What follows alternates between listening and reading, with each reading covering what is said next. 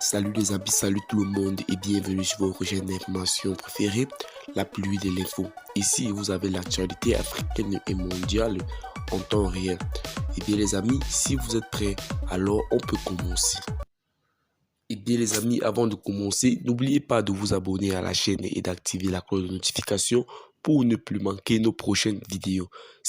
Eh bien les amis, nous tenons à rappeler que les images utilisées dans nos vidéos sont à titre illustratoire.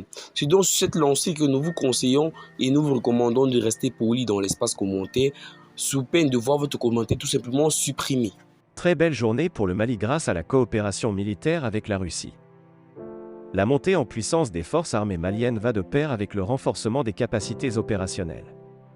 Conscientes que l'une ne peut aller sans l'autre, les hautes autorités de la transition s'attellent au quotidien pour relever les défis de la moralisation de la formation et d'équipement moderne des FAMA.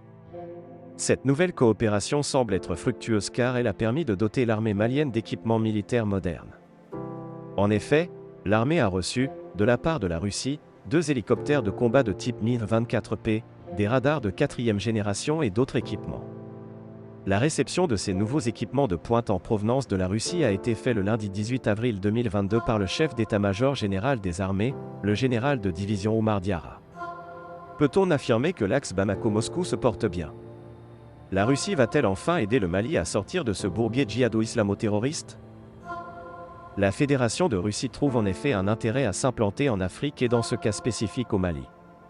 Elle renoue tout d'abord des liens avec Bamako qui datent de la guerre froide. De plus, le marché militaire malien est conséquent en raison des troubles qui y règnent. Enfin, les forces armées maliennes, FAMA, sont principalement équipées de matériel soviétique. Bamako a même effectué une commande supplémentaire de fusils d'assaut de type Kalachnikov à la Russie en 2013. Rappelons que ces nouveaux équipements viennent s'ajouter aux 2 hélicoptères et un radar de dernière génération, qui ont été réceptionnés, le mercredi 30 mars 2022 par le colonel Sadio Camara, ministre de la Défense et des anciens combattants. Ce sujet structurant de la politique étrangère russe est sans doute un facteur de contrat militaire. Il serait sans doute trop facile de dénoncer un simple opportunisme. Les liens entre Moscou et les anciennes colonies africaines existent depuis l'indépendance de ces pays. La majorité des pays africains ont utilisé des matériels militaires soviétiques durant la guerre froide. Des liens existent donc depuis des années. Cependant, c'est plutôt la nouvelle stratégie russe qui est intéressante. Le plus vaste pays du monde se sert de son expertise militaire comme d'un outil de soft power au service de son rayonnement international.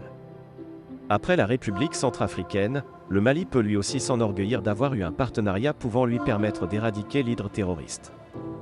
L'axe Bamako-Moscou en est l'illustration parfaite de ce partenariat gagnant-gagnant. Loin de n'être que du soft power, cette approche est également pragmatique. Il semble que l'accord militaire conclu avec Bamako est important car depuis cette collaboration la peur a changé de camp et l'ennemi est en débandade. Car l'armée malienne semble non seulement outillée, mais aussi requinquée moralement à bloc pour sa